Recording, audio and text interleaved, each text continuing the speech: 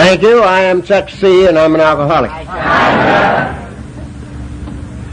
Out in my country, they say, what comes after old Chuck C.? And the answer is Tuesday.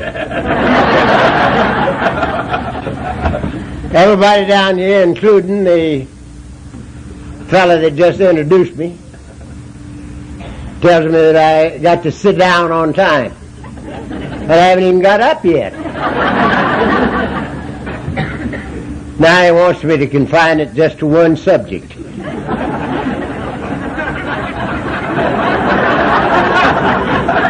No A, B, and C, he says.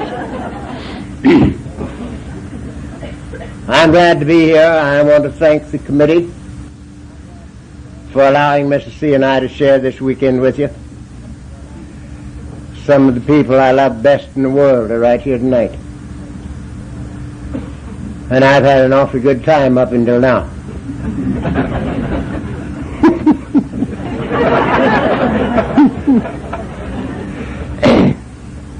I guarantee nothing from now on.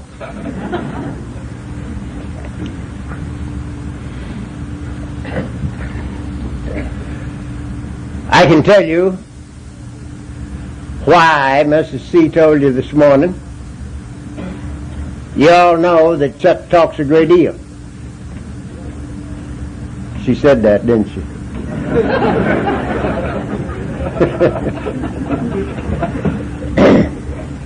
And I'm going to tell you why. A little over 33 and a half years ago, I ran out of everything. Time, health, sanity, money, people, and everything else. And it became necessary for me to find Alcoholics Anonymous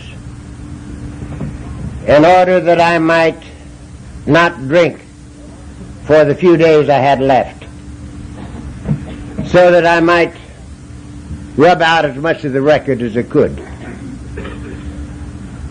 before I died. And I didn't know how to find y'all.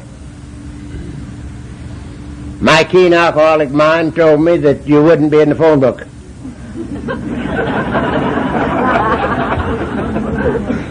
You were anonymous, weren't you? They don't anonymous in the phone book. So knowing that you weren't in the phone book, I never looked. And that is the story of my life right there.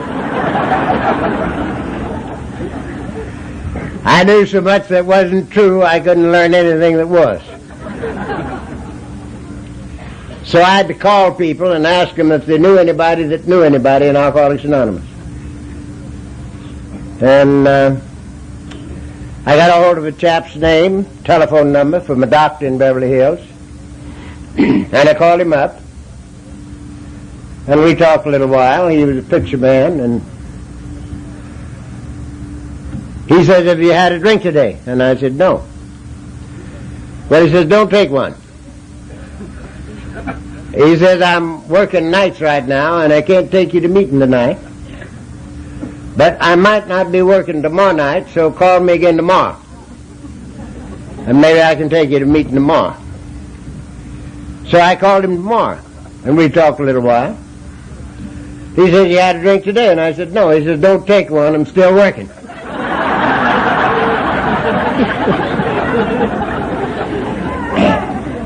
He says, call me again tomorrow. And I called him tomorrow, then we talked a little bit, and I says, I know you're still working. And he said, yeah. Well, I said, you don't have to tell him, you don't have to take me to a meeting. Tell me where there's a meeting I can go to, and I'll go myself. And he told me, and it wasn't too far from my house, and I determined to go. And I felt all right about it until it was almost time to go. And then I got a little bit worried. I thought it might not be good for my reputation. to be seen with people like you.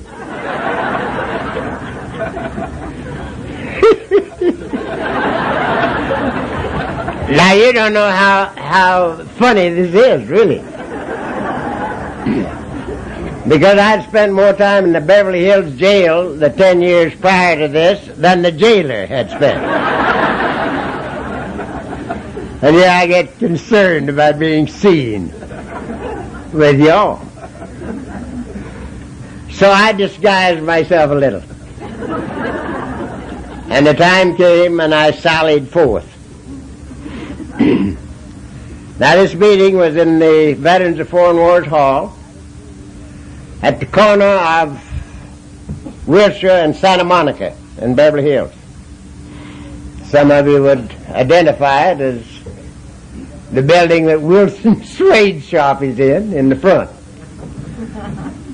The Veterans of Foreign Wars Hall was in the back of it. And it was on the ground floor. And I went to the meeting and I walked up there to the door and I looked in. And there might have been 35 or 40 people standing in the middle of that room. You mind you, this is over 33 years ago. And there weren't many people in the West in Alcoholics Anonymous at that time. So, I looked you all over, and again, my keen alcoholic mind started to work. And it told me that I'd been given the wrong information, that this was the wrong night. These were the veterans and their wives, and they were there for a party.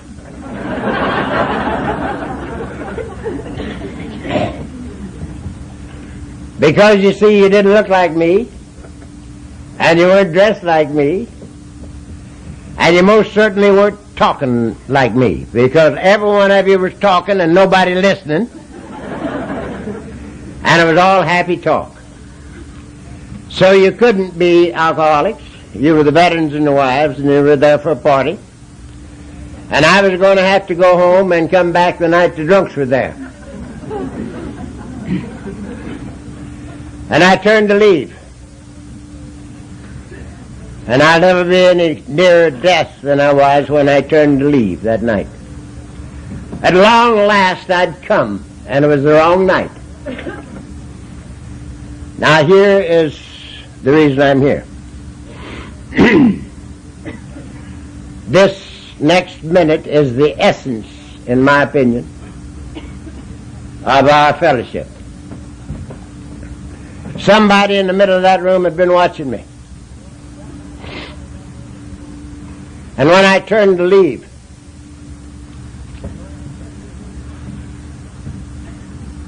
he came running over to the door and he called to me. And he says, "Mister, were you looking for somebody?" And I said, "No, sir." Well, he says, "What were you looking for then?"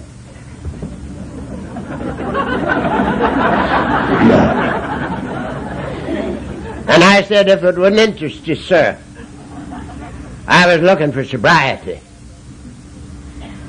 And everything about that man changed, just like that. It was just like somebody had pressed a button. He lit up like a Christmas tree. And it was obvious to me that he was glad I was there. Now, I was no bargain.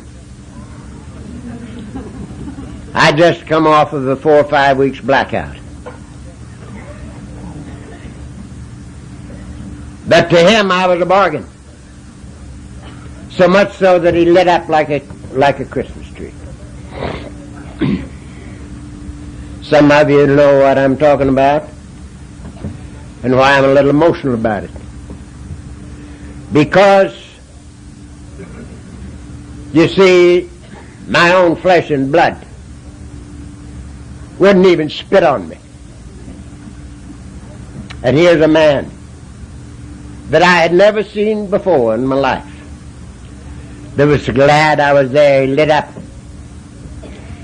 And I was hooked before he ever opened his mouth again. And when he did, this is what he said. Why, take off your hat and coat. You're in the right place. And he took me in and rocked me to sleep.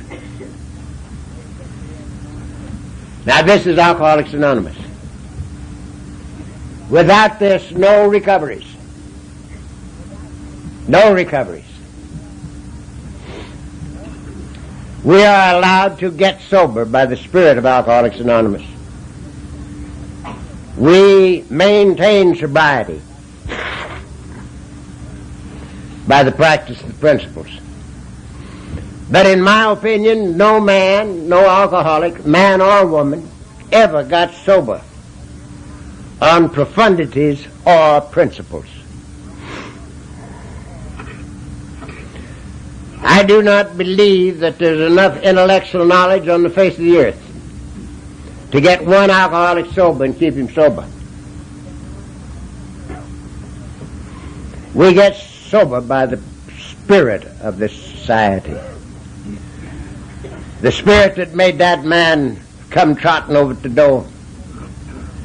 The spirit that made him light up like a Christmas tree and take me in and rock me to sleep. The spirit that made some of you people get out of bed last night 2 or 3 o'clock in the morning and go clear across town to sit with somebody that was in trouble. The spirit of Alcoholics Anonymous. We're allowed to get sober by the spirit. We maintain sobriety by the practice of the principles. And the spirit of Alcoholics Anonymous is spelled L-O-V-E, love. Did it ever occur to you how fortunate we are that we love each other? Did it ever occur to you? A wet drunk is not easy to love. It just pretty nearly takes one to love one, doesn't it?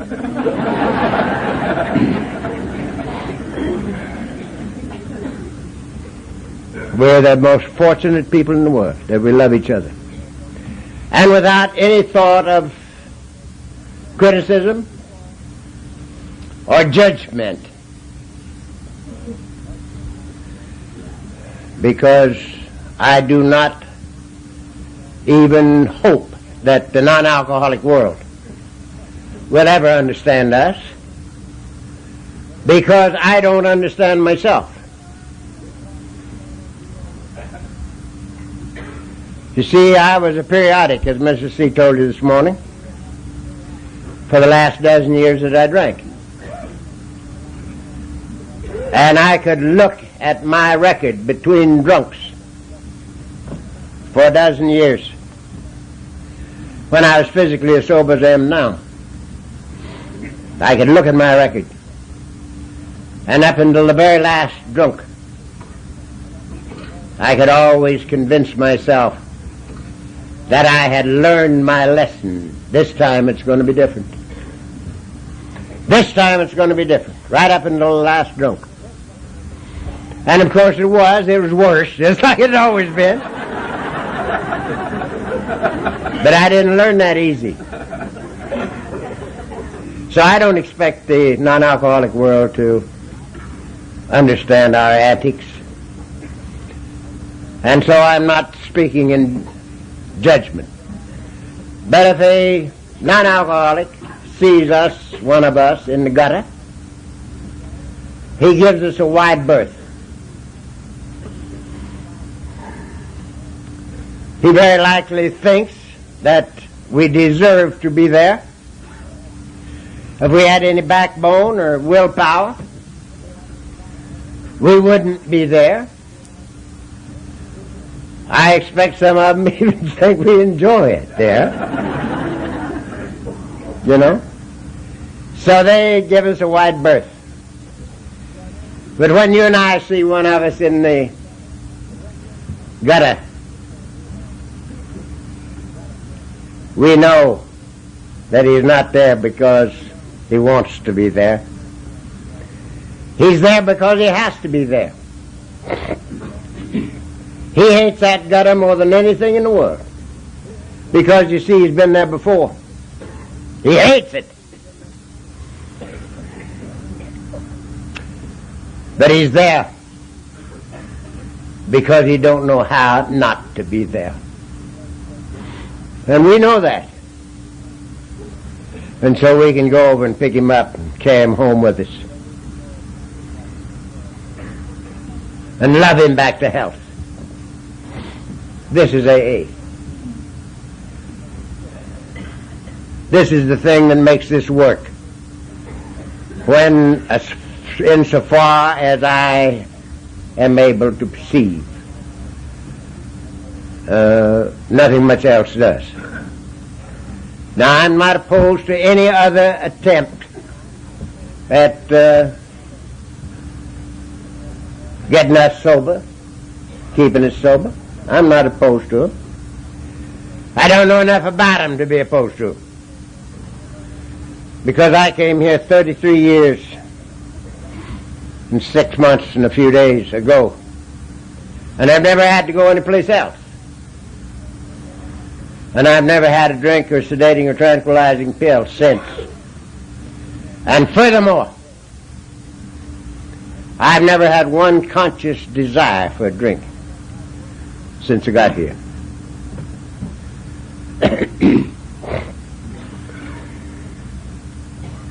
The reason I'm here is because that guy came over to the door.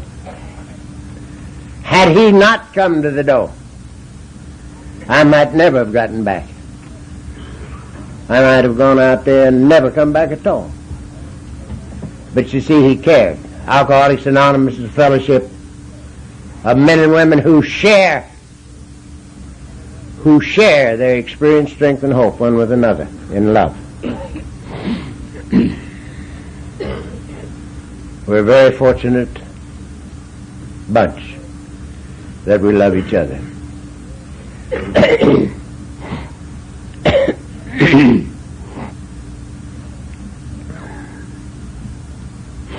There are a few little things that I want to talk about before I get started.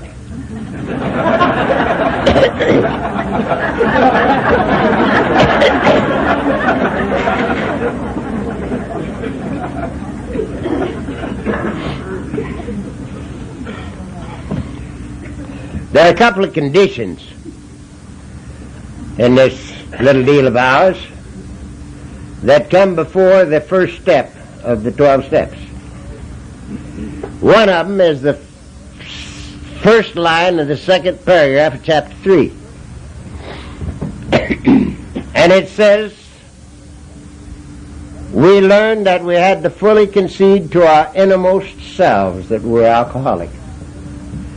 This is the first step in recovery. We learned that we had to fully concede to our innermost selves that we were alcoholic. This is the first step in recovery. Now that's way back in chapter 3. Our program of recovery is in chapter 5. So why would this be back in chapter 3 and the first part of chapter 3 at that? I think it's because if we be alcoholic, we're caught in a trap we cannot spring. We have to have help. And we can't get help until we recognize the need for it. God himself can't help us until we let him. So, says the book, we learned that we had to fully concede to our innermost selves that we were alcoholic. This is the first step in recovery. To fully concede to our innermost selves is admitting the fact, but it's also accepting the fact. And that's, according to the book, the first step in recovery. The second thing comes in chapter 5. But it also comes before step 1. And it says if you've decided you want what we have, and are willing to go to any length to get it, then you're ready to take certain steps. Any length means that sobriety comes first. And I'm one who believes that unless and or until sobriety comes first, we cannot have it. And unless it remains first, we cannot keep it. Because otherwise we will not do the things necessary to obtain and maintain sobriety. We won't do it. I don't believe that any alcoholic, man or woman, and as far as I'm concerned, there are only two kinds of alcoholics, male and female.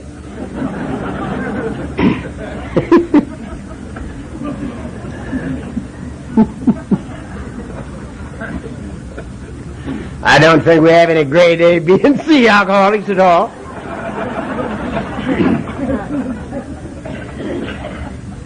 I don't believe it's possible to be a little bit alcoholic.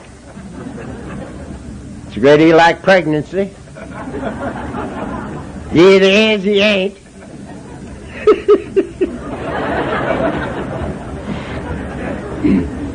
And I don't believe that any alcoholic can walk up to step one and take it cold. I don't believe it can be done. Because step one is a twofold admission of defeat.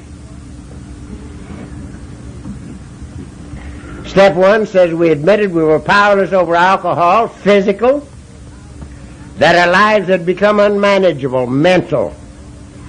We've lost the battle twice over with step one. Now nobody's going to take that if he can keep from it. If it had been possible for me to survive without it, I'd not be here.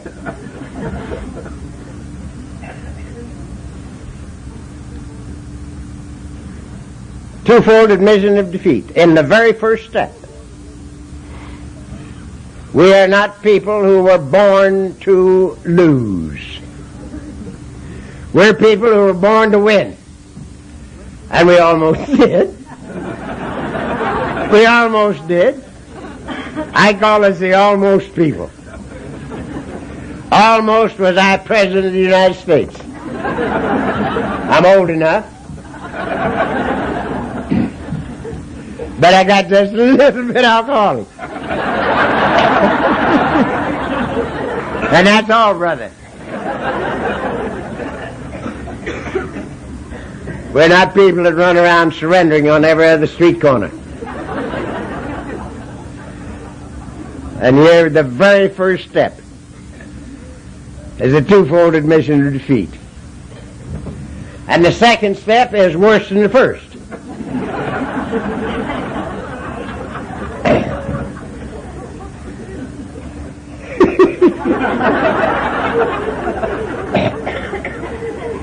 It says we came to believe that a power greater than ourselves could restore us to sanity.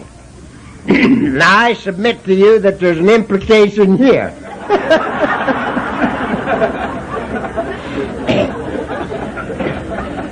Sane people don't need to be restored to sanity.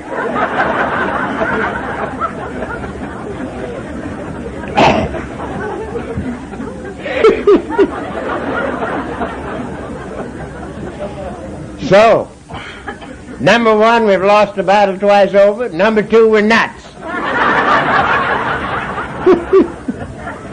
Now that's pretty fast going for an alk, isn't it?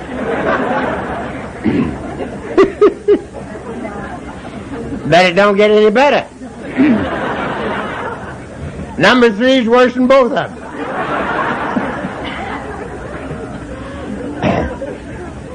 Number three says we got to get out of the driver's seat. We got to turn over the keys. Now, as serious as this is, this tickles the hell out of me.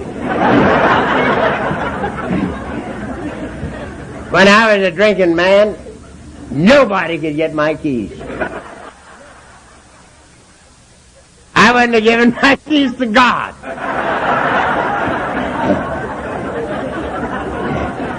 The only way you could get my keys was to wait till I passed out.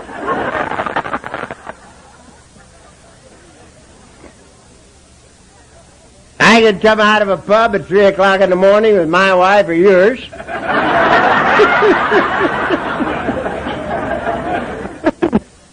She'd say to me, honey, give me the key. I'll drive. I'd say, whose car? Whose car are you going to drive? This is my car. If you're going with me, get in. You might be there at daylight. You ain't gone no place, but you still got the keys.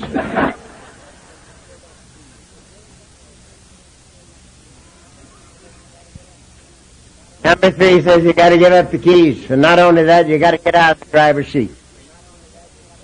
We made a decision to turn our will and our lives over to the care of God, as we understood it. We got to get out of the driver's seat.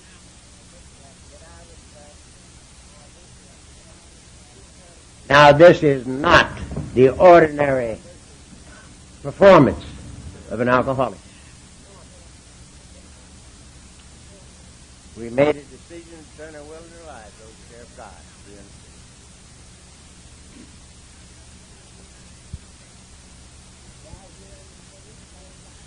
As we understood him, thank God, has no reference to understanding the infinite.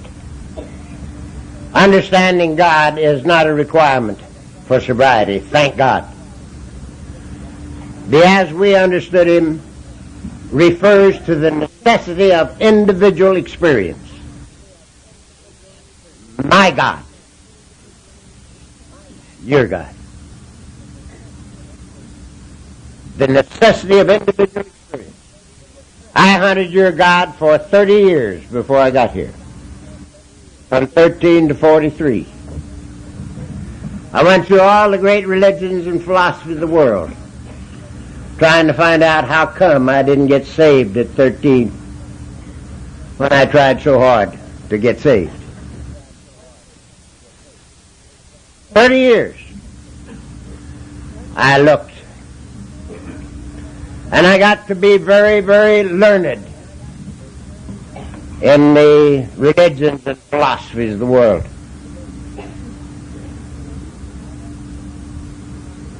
I wasn't known as a drunken deacon for 10 years for nothing, I'll tell you that.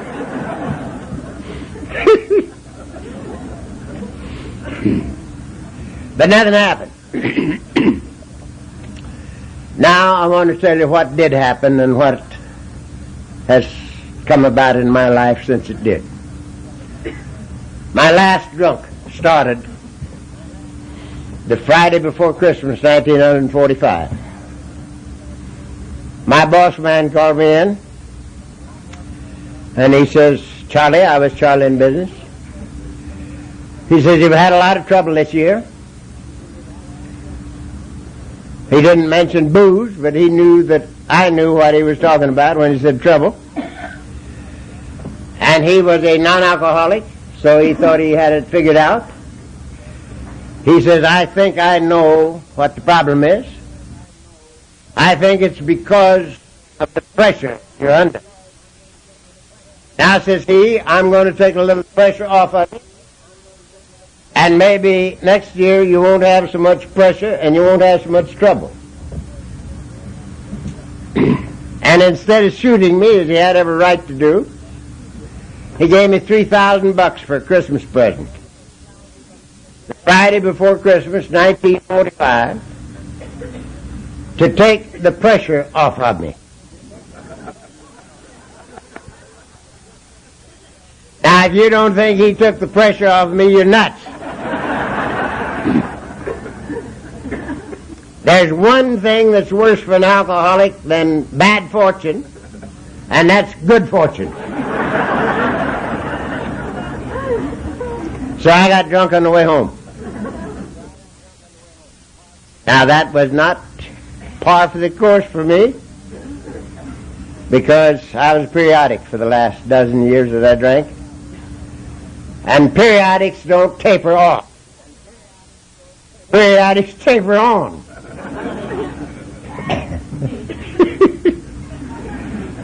And it usually took me from 30 to 60 days to get off my feet after the first slug after a dry spell. I always made it, but it took a little time. But the last trip out, I got drunk on the way home. And I remember nothing from that day until after the middle of January 1946.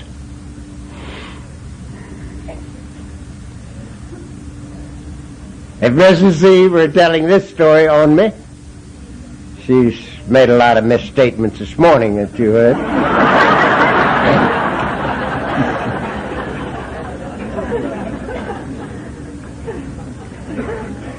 I've done my best with her for a long time.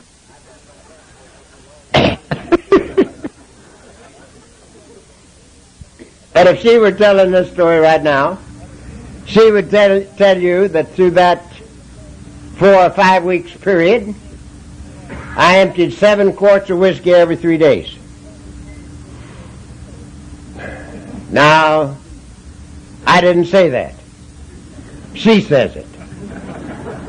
I can't contradict her because I wasn't there.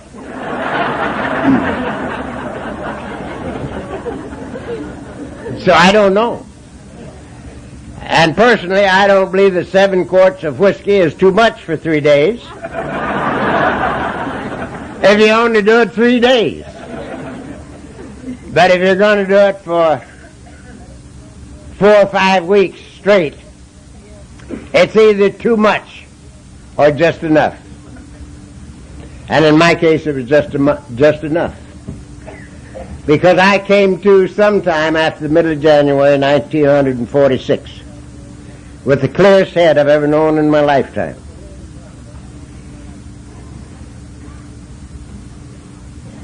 Which is impossible, really, if you look at it, because I never ate when I drank, and I had nothing in me but whiskey.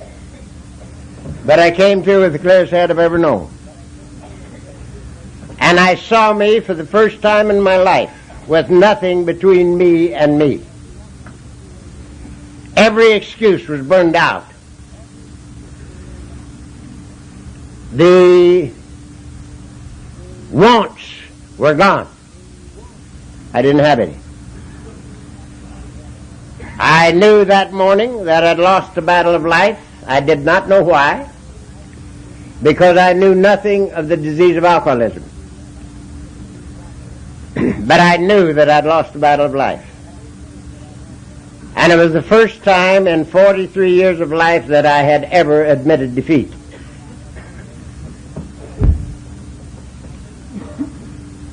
I knew why Mrs. C was divorcing me. I might quickly say without cause.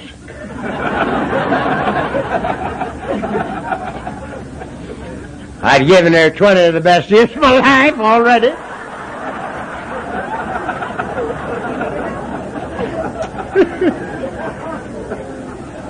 And here she was divorcing me. And I knew why.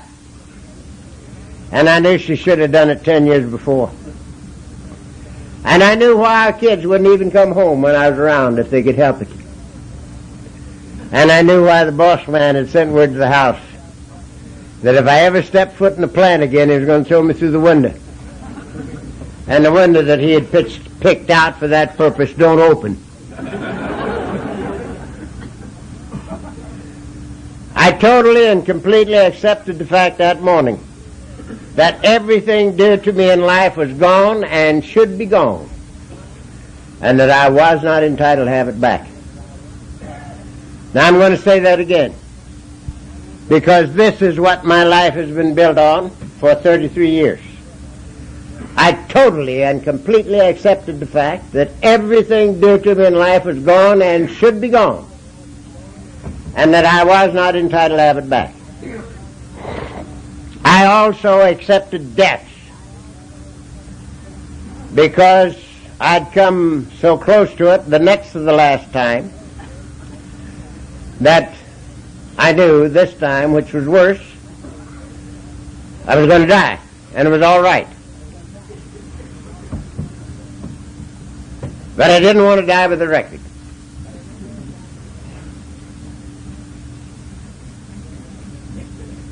I tell you how close I came the next to the last time out.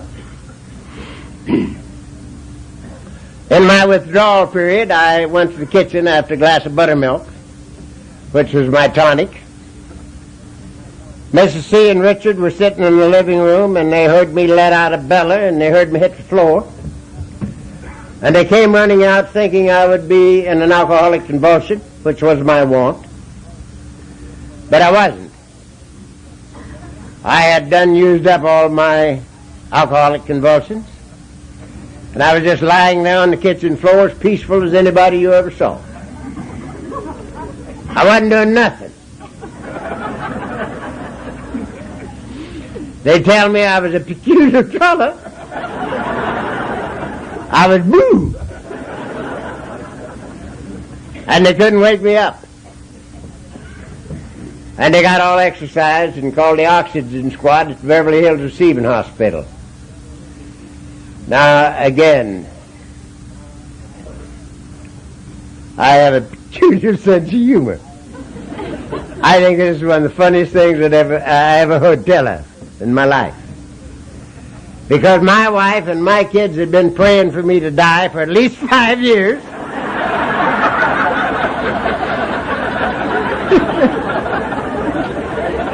And they came to the kitchen, found me dead, and called the oxygen squad.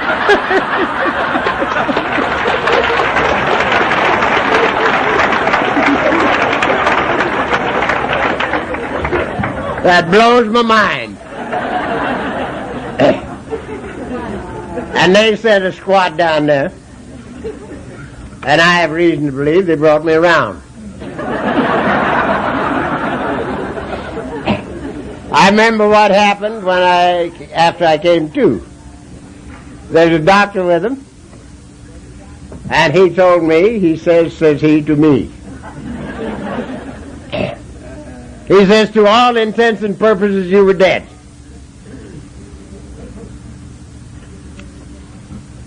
He says, we have had a hell of a time bringing you to. He says, nobody will ever bring you to again under these conditions. We agreed on that. And then he gave me the finest piece of counsel I will ever hear. He looked me right in the eye and he said, if I were you, I wouldn't do that anymore.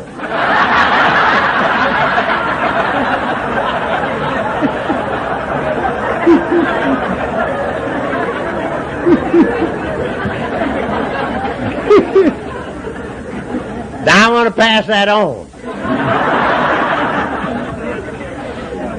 If I were you, I wouldn't do that anymore. But I did it again. And the last time was worse than the next to the last time, so I knew I was going to die, and it was all right. But I didn't want to die with a record. Now quickly, in my despondency that morning, I remembered that Mrs. C. had found Jack Alexander's article in the Post in 1941, March 41. She had read it, and she had thought that it might be of some value to me, and she left it on the left arm of the chair I sit in right now, opened at the right page, hoping that when I came in, if I came in, I would read it. And I did. I remembered that morning that I had read that article. I only remembered 2 things about it because I was drunk when I read it. I remembered that drunks helped drunks and didn't drink. And they called it Alcoholics Anonymous. And I said to myself, if I ever live to get out of this bed, I will find AA. And immediately the curtain dropped. My little period of sanity was over. And I was sickened to death, drunk and insane. And I had a lot of dying to do. But from that second of commitment until right now, I have never had a drink of liquor or a sedating or tranquilizing pill of any kind. Such is the great significance of this thing called surrender. Surrender. Surrender is victory for the alcoholic. This is one we win by giving up the fight. Would to God it was possible for one of us to tell another what it means to surrender. Would to God. I would rather tell one audience what it means to surrender than to be president of the universe. But it cannot be done. There is no way that anybody will ever know without the experience.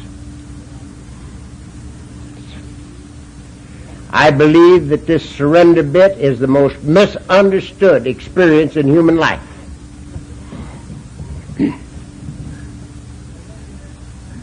Surrender in our so-called civilization is a dirty word. It was not even in my vocabulary.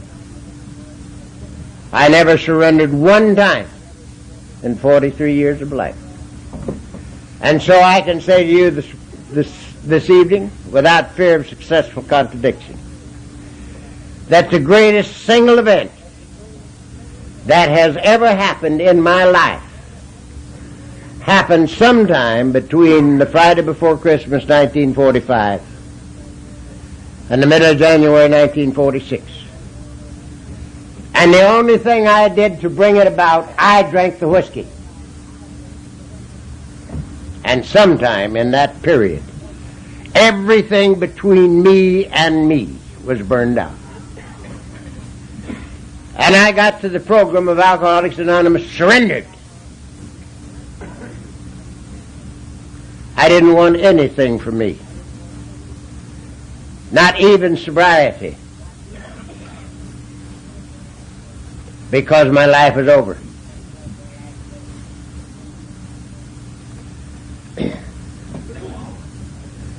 All I wanted at all was that I must not drink until I died, so that I could use that time to rub out as much of the record as I could before I kicked off.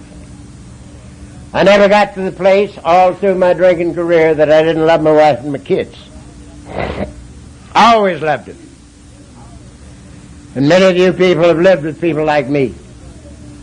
And you have known that we didn't love you. Mrs. C told me 500 times, I bet you, Chuck, if you loved us, you wouldn't do these things.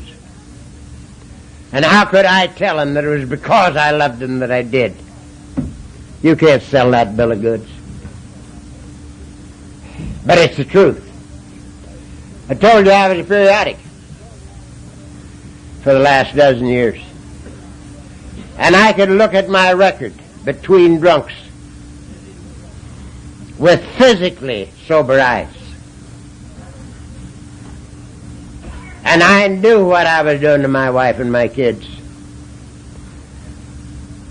And I wanted to take them in my arms and say, listen, I love you. I'll never do this again. So help me God. But I couldn't. I'm going to do it again because I didn't know how not to do it again.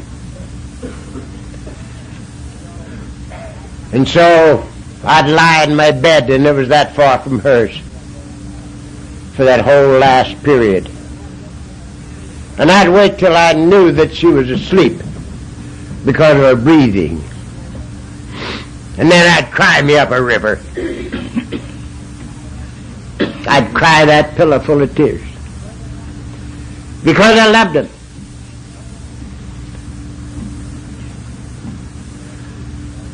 And I knew that I was going to crucify him again. So,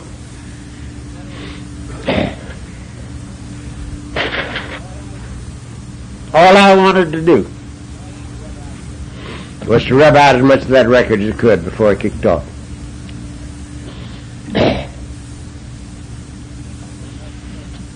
And I must come to you to find out how not to drink today, so I could use this time to rub out.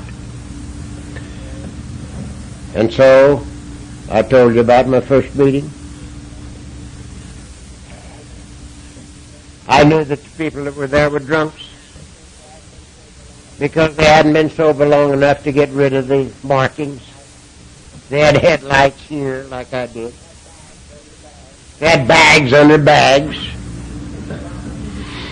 The wiring was exposed.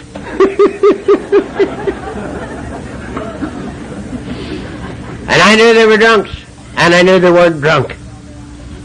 And I saw their eyes. And it was comfortable there. And so I was back in a meeting every night for 6 months. Every night I was back there. For 2 reasons. Number one, it was comfortable there. And number 2, I didn't have any place else to go. And that helped. So after 6 months of eating every night, I discovered something beautiful. I hadn't had a drink or a pill for 6 months. What a deal. Not a drink or a pill for 6 months. And I was so tickled about it, I got busy trying to give this thing back to the drunks. And another 6 months went by. And I made another discovery that was fantastic. I discovered that I had a family. And they were living like kittens. And this was a beautiful discovery. I'll tell you a little highlight on that. I had me a gal in Beverly. She went to meet with me all the time. She was a little bitty thing. Probably 25 years my senior. And she's very wealthy. She lived up in the big numbers. I lived between Wilshire and Olympic, down on the flatlands where the poor people lived. But she lived up in the hills. She was very wealthy. And she was an alky. And she went to meeting with me all the time. I'd call her, I'd say, Louise, how about a meeting tonight? She'd say, come and get me. And away we'd go. But sometime between the first 6 months and the first year, she called the house thinking to get me.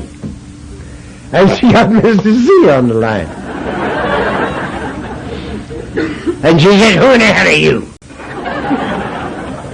Mr. C says, I'm Chuck's wife. Didn't know he had a wife. Mr. C says, well, he doesn't either.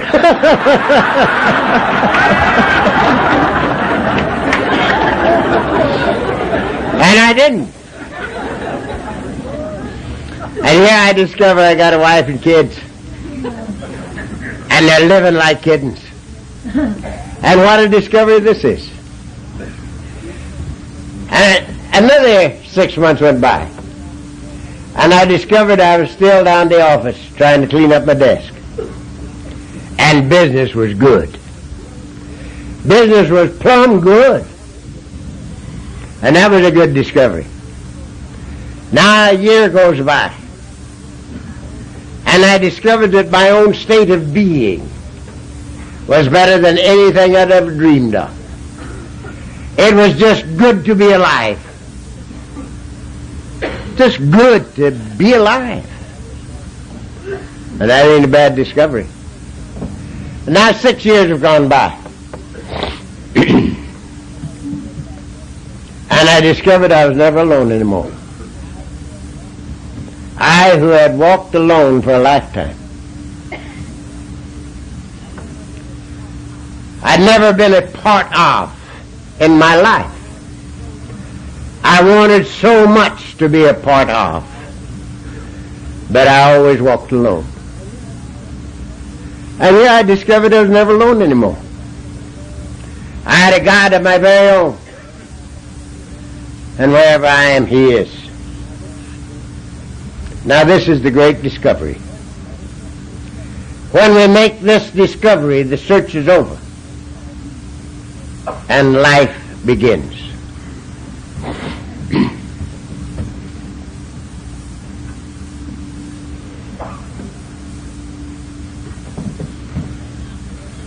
It's a fantastic thing. I think that we're the most fortunate segment of mankind, we alcoholics, because our formula for sobriety is the finest formula that was ever conceived in the mind of man through the grace of God to obtain and maintain sobriety. But the same formula is also the formula for the good life and for self-discovery. The very same formula. Provided we do the things that the book tells us to do, or suggests that we do, for sobriety only. I think that most of our troubles are caused because of conditions on our sobriety. Conditions, for instance, related disorders.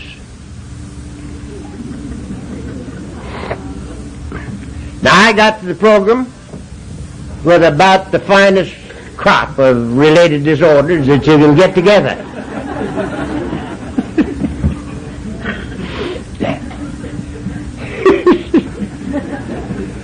I had no home, no job, no health, no sanity, and no money. Now I don't think you can collect a much better bunch than that. It's quite a nice crop of related disorders. I never spent 5 seconds on any one of them. Not 5 seconds.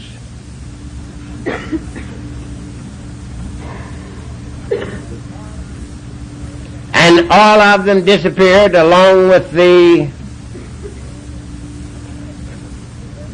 obsession to drink, and I didn't even know when they left. I discovered that they were gone. And so that's the reason I think that our program is nothing in the world but uncovering, discovering, and discarding. That's our program. Uncovering, discovering, and discarding. The first 9 steps of the program of Alcoholics Anonymous will surrender anybody that takes them for sobriety only. That's what they're there for, to squeeze us out of ourselves. To get rid of the I want, I don't want, I like, I don't like, I yai. That's the purpose of the first 9 steps. To surrender us. And if we get here not surrendered, and do these things honestly, we will be surrendered when we get through number 9. And then we can look deep within us and find us, which includes our relationship to each other and to God. It's a fantastic thing. We uncover and discover the thing we've been looking for all our lives.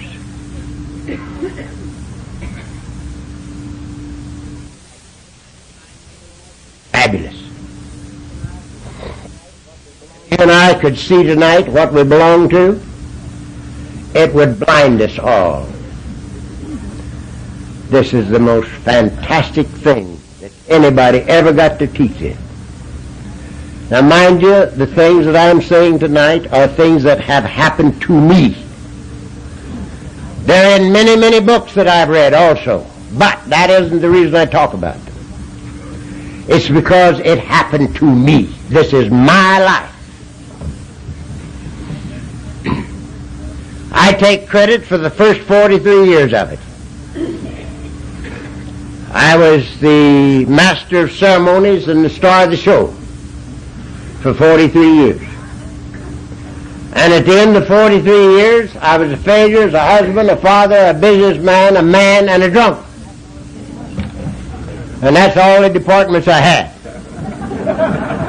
If I had any more departments, I'd have failed in them too. But that was all. I take the credit for that. I take absolutely no credit for what's happened to me in the last 33 years and 6 months. None. Because all I have done for 33 years and 6 months is to make one 12-step call. That's all I've done. When I could talk after my little experience, I called my wife in. I knew she was divorced from me and it was all right. And I called her in and I says, honey, it's no longer of any consequence to me whether or not I live under this roof. It is of absolutely no importance to me at all. I'll never ask a thing of you as long as the two of us live but one. If I can ever add anything to your life, let me give it to you. And we closed the book. And it's never been reopened. I went to the office before I'd ever been to you people, because I knew where the office was, and I had to find you by the roundabout way because of my keen alcoholic mind. So I went down to the office, knowing the guy was going to throw me through the window, and knowing that he could, because I was not in robust health. We call it down here puny. I was a little puny.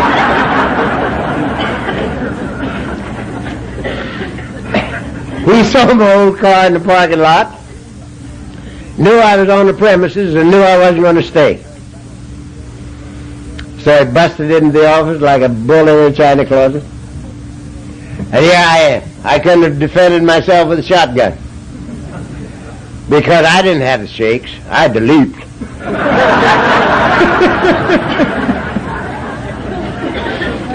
And there he was. And I said, Vic, leave me alone. I don't work for you anymore. I'm down here to clean up this desk. I'm here to do the things you paid me for last year that I didn't do. And as soon as I get even with you, I'll get the hell out of here on my own power. You'll never owe me a penny as long as you live. But for God's sake, leave me alone. I've got to get even with you. And he stopped in his tracks. And he said, what the hell's happened to you, Charlie? And I says, don't know. And I didn't. But he knew something had happened. If Mrs. C were talking to you now, she'd tell you that she knew the first time I talked with her that something had happened.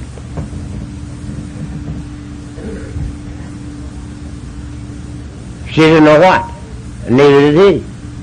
But he didn't throw me through the window. And months, maybe even 2 or 3 years after that happened, I'd be talking to people in business, maybe sitting at lunch talking over a business thing, and they'd stop in the middle of a sentence. And they'd say to me, what the hell's happened to you, Charlie? I've been knowing you for 25 years, and I don't know you. What's happened? And I'd say I don't know, and I didn't. But after the 6 years, as I told you, I discovered I was never alone anymore. I had a God of my very own. Now, insofar as I'm able to perceive, and I'll get through with this in a hurry, if I can, I'd like to start now.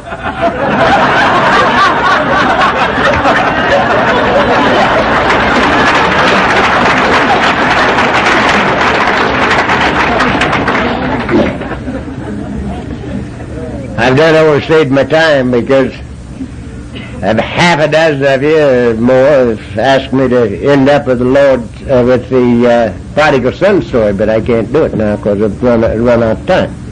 But anyway, I'd like to start right now because this is where it starts. I am of the opinion, totally convinced, that There's only one problem in life that includes all problems. And only one answer in life that includes all answers.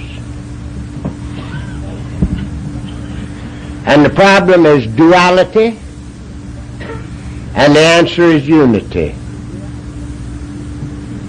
Duality is the only problem that we have. Duality is the best definition of the human ego you'll ever hear. It's the feeling of conscious separation from. The feeling of conscious separation from. Duality is the thing that causes all the trouble.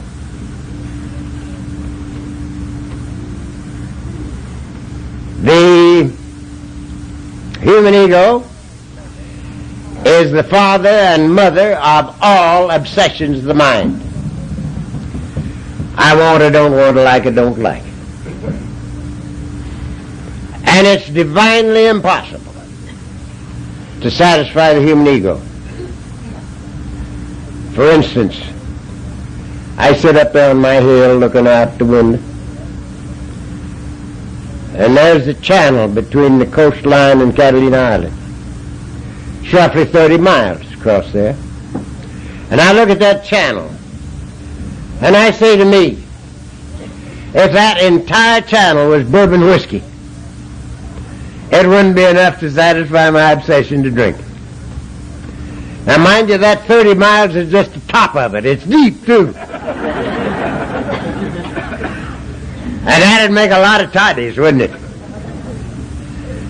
But it wouldn't be enough to satisfy my obsession to drink, because it cannot be satisfied. In my last many years of drinking, from the first slug that I took after a dry spell until I was flat on my back drinking the clock around, was just a question of time. And the only time I quit was when I couldn't even lift my head off the pillow. Mrs. C would have to lift up my head and put a little liquid in my mouth to keep me from swallowing my tongue. It's impossible to satisfy my obsession to drink. It's also impossible to satisfy an obsession for money. It can't be done, because it's all relative. All relative. To the guy that hasn't got two coppers to rub together, $5 is a fortune. The guy that's got $5, he's broke. I had a client out there for many years that'd gone from one head of lettuce to $35 million. And he used to say to me in his last years, he'd say, Charlie, how can I be like you? And I'd say, Eddie, you can't. And he'd say, why? So I'd say, Eddie, who needs God when he's got $35 million?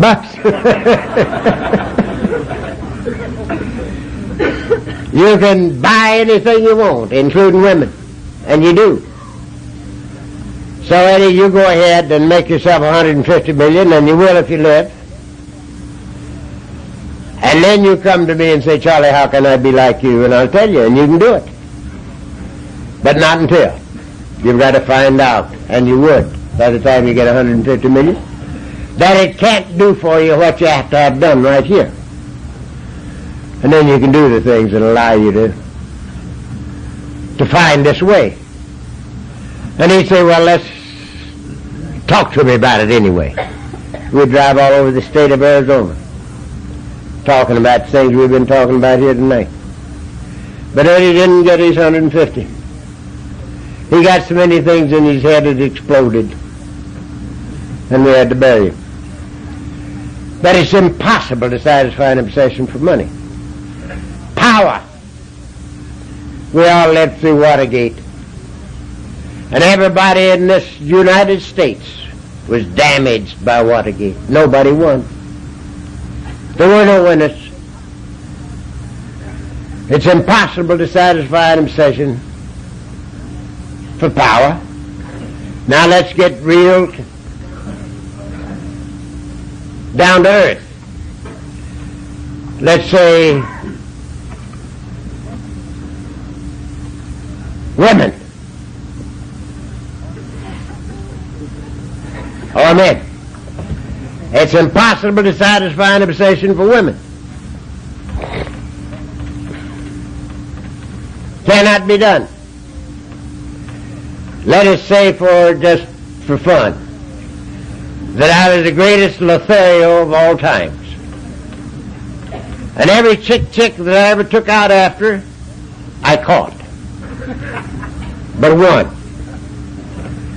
Now that would be an amazing army by this time, wouldn't it?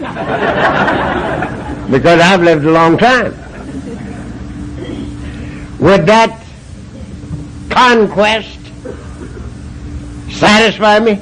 No, this one kills me. The one I can't get kills me.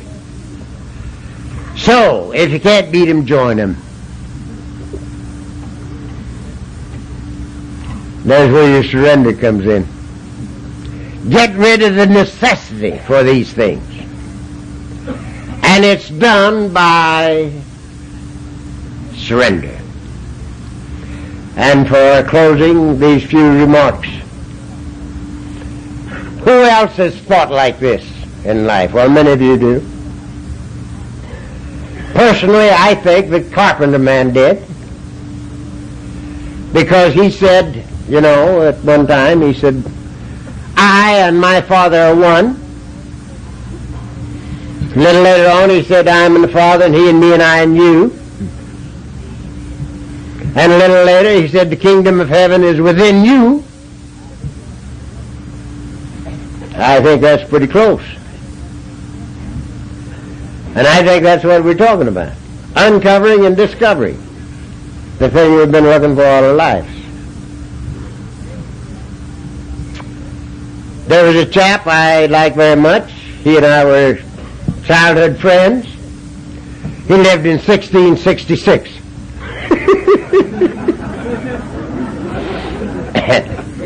His name was Brother Lawrence. And I love him. He's a great guy. I'm going to quote a couple of Catholics, and I know that I'm down here in non-Catholic territory. But I can quote them because I'm not a Catholic. You can't say I came down here to late Catholicism on you, because I ain't one. But anyway, Brother Lawrence was. And he was a dishwasher. He was pot and pan washer in a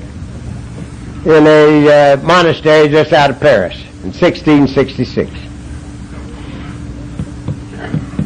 And he said that everybody would be yelling for a different thing at the same time. He said he didn't pay any attention to it. He just went ahead talking to God, washing pots and pans. Said he didn't know where his prayers of office started and stopped, and his prayers began. And he became quite a counselor. He was a great man. And in talking to one of his troubled folks, he says to the guy, he is within you. Look not for him elsewhere. That's what we're talking about. That's what we're talking about. Then there was another guy. He was a Dominican priest. He lived in Germany. About the same time, around the same time, Brother Lawrence. And he said this. He said, you have heard that nature abhors a vacuum. I tell you that God abhors a vacuum. Can't abide a vacuum any place under heaven, however small. Now, says he, all you got to do is to get empty of self, and automatically you're full of God. That's what we're talking about. To get rid of the only roadblock there is between me and you and me and God, which is the human ego. And there it is. There it is. We discovered the thing we've been looking for all our lives. Now, I've lived with you people for 33 years. And in living with you, I have become totally convinced, from the top of my longest hair to my toenails, that the first two words of the Lord's Prayer mean what they say. Our Father God. You know, when they said to the carpenter man, Master, teach us to pray, he said, after this manner pray ye, our Father. His Father, your Father, and mine. And I believe this with everything that's in me. Now, if it be true, you can let your imagination go crazy. And you can't even get close to the truth of being itself. You can't even get close to it. This is more fabulous than angel dust.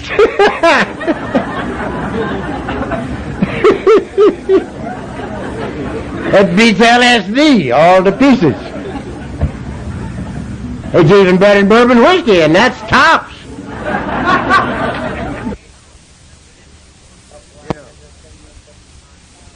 That's why there's a thing in that same book, that other book, that says, if God be for us, who can be against us? And the answer is nobody and nothing.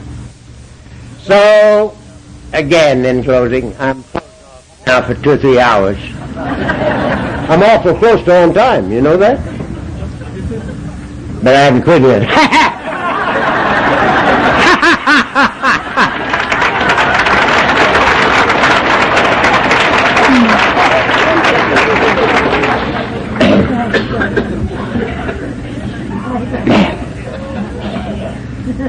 You see, I tried so hard from 13 to 43 to get what I thought I was born without. I tried so hard. And I wasn't a fast buck artist, and I wasn't a confidence man. I worked hard to get. And I ended up at 43. A total failure, without 2 coppers to rub together. And I quit trying to get anything done and started trying to rub out a record. And you can't rub out a record thinking I want or don't want. You have to do something for somebody without a price tag on it, if you're going to rub out a record. And I just got busy doing that. And all the things that I beat my brains out to get and ended up without are now mine in spades. It's impossible, but there they are. Now nobody will ever know that St. Francis knew what he was talking about when he says, for it's in giving that we receive, until he's tried it and proven it in his own life. And it's proven in mine. Now, I tried to go someplace all my life. You know, you're supposed to go someplace. You got to be this, have that, and be known as before you can really live. You got to get out there and go.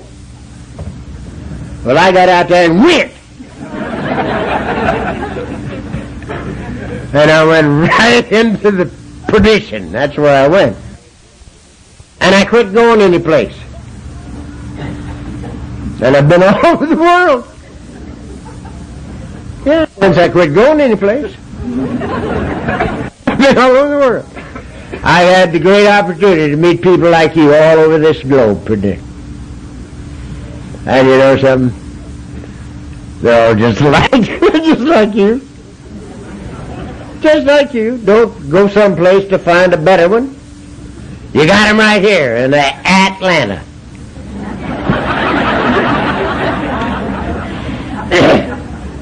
So, again and again and again, my life is the proof that the program works if we work it.